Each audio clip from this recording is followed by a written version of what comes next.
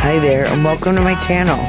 If you would please hit the subscribe button on your way in, I would greatly appreciate it. And if you like what you see, hit the like. It's free and it helps get me out in that algorithm. Alright, let's get on to today's topic. Today, I am going to be going over the interview with Janie Mackenzie, who is the mother of Daniel Martell, and she owns the property that Malaya was living with Lily and Jack Sullivan on when they went missing. And we've all been waiting for her to speak.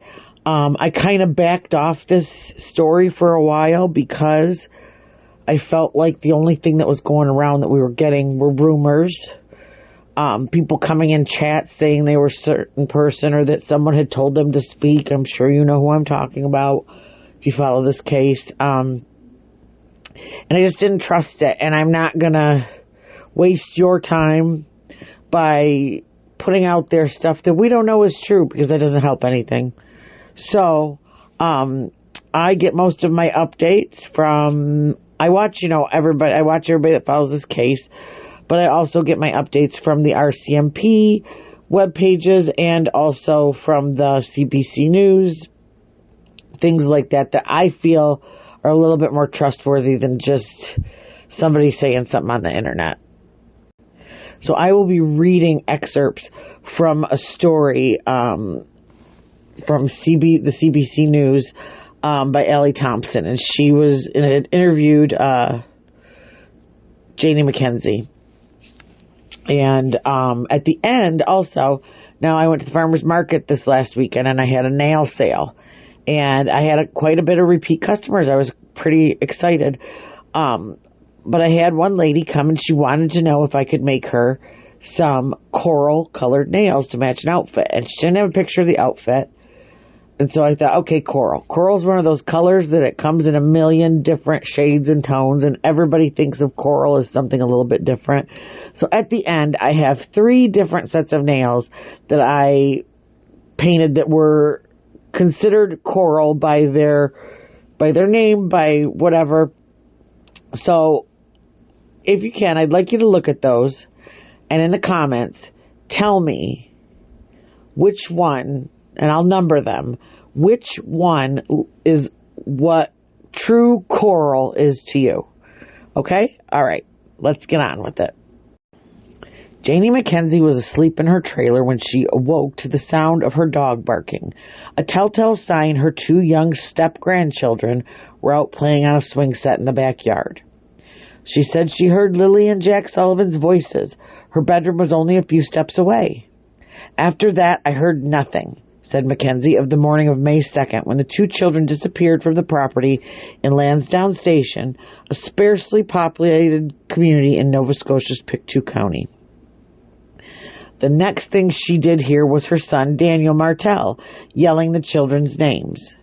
A short time later, she emerged from the trailer to find the children's mother, Malaya Brooks Murray, standing in the driveway with her 1-year-old daughter on her hip.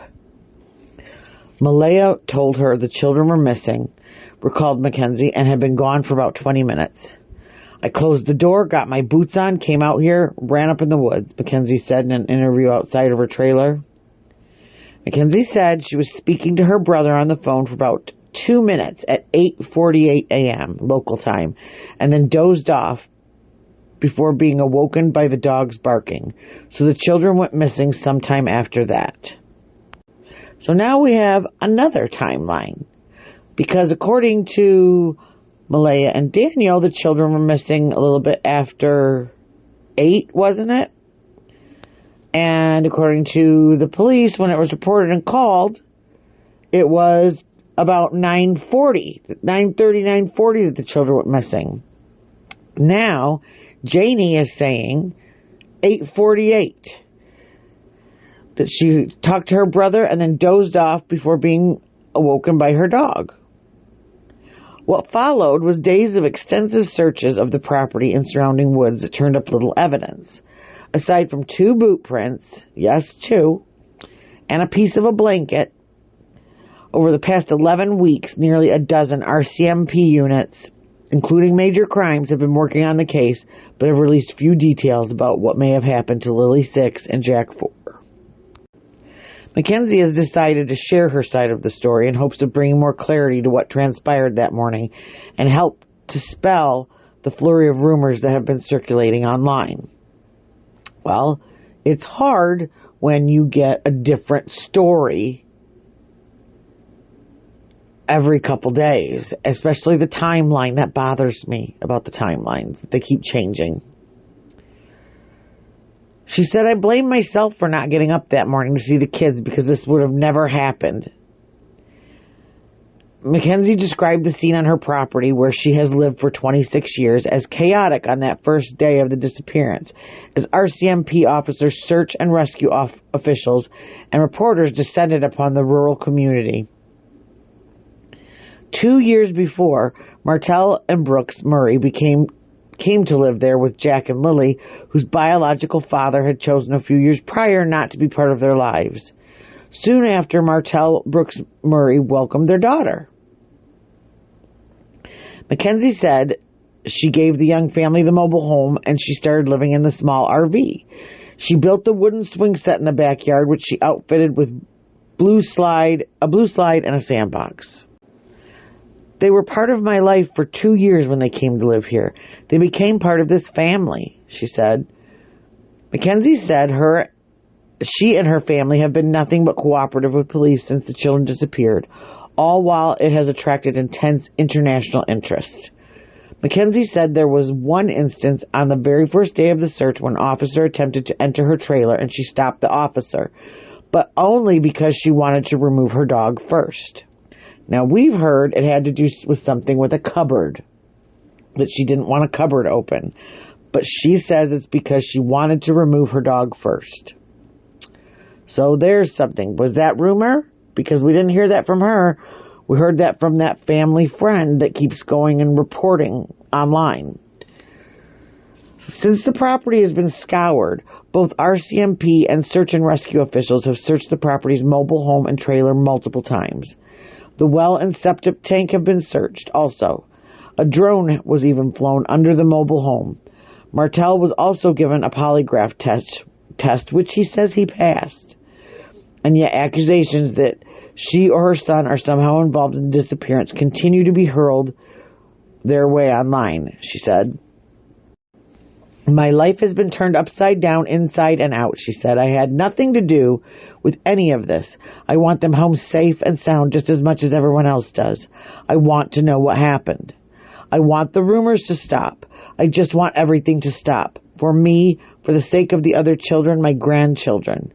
They don't deserve this. They're innocent of everything. Jack and Lily are innocent of everything. They didn't deserve this. In the beginning, her family was receiving regular updates about the investigation, but that has all but stopped in recent weeks, leaving her and Martell with many unanswered questions. She feels the case now lacks the urgency it deserves. She's also critical of the RCMP's initial response to the case, questioning how far 2 children could have reasonably traveled through thick woods in the span of roughly 20 minutes. Having lived on the property for decades, she is acutely aware of just how dense the forest is, which was made worse by downed trees during a post-tropical storm Fiona in 2022. I don't think they're in the woods. We searched this place. They had helicopters out. They had drones out. They had searchers. They went over this place with a fine-tooth comb. Darren Getty is a cousin of Brooks Murray, it's Malaya, her grandmother, said he's been speaking with many members of both families in the weeks following the disappearance and believed he had information that could be pertinent to the investigation, but was brushed off by the Mounties.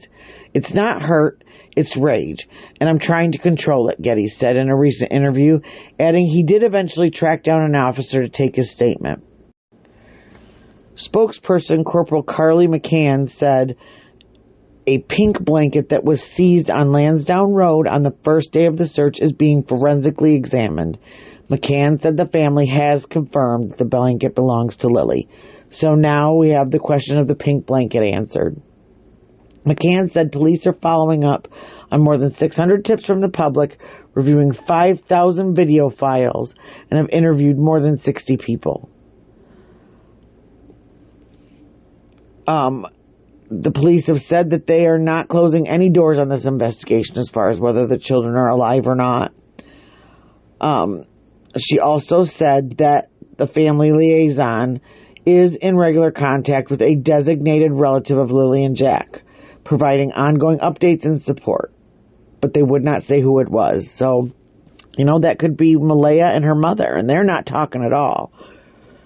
Mackenzie said she lived a quiet life before the disappearance launched her and her family into the spotlight as keyboard warriors and podcasters dissect every aspect of the case.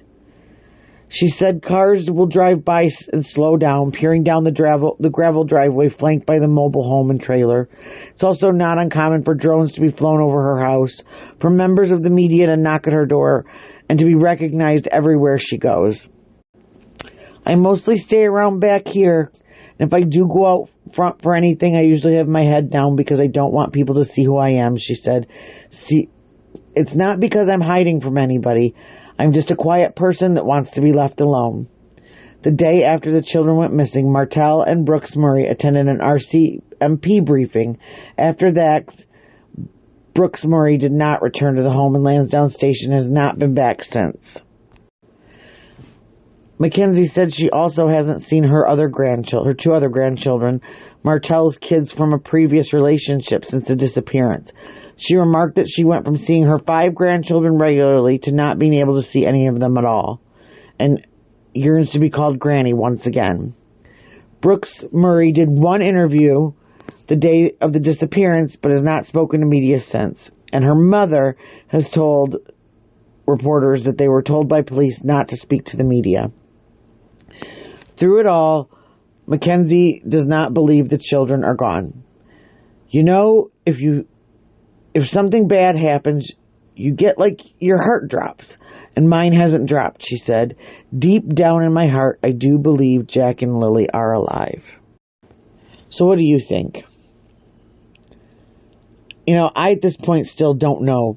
I can't figure it out. I don't know why Malaya would have someone pick her children up. She could just leave. They weren't his children. I don't understand why CPS is keeping the other children from him. It makes me wonder if there was a lot more going on in that house that we didn't know about.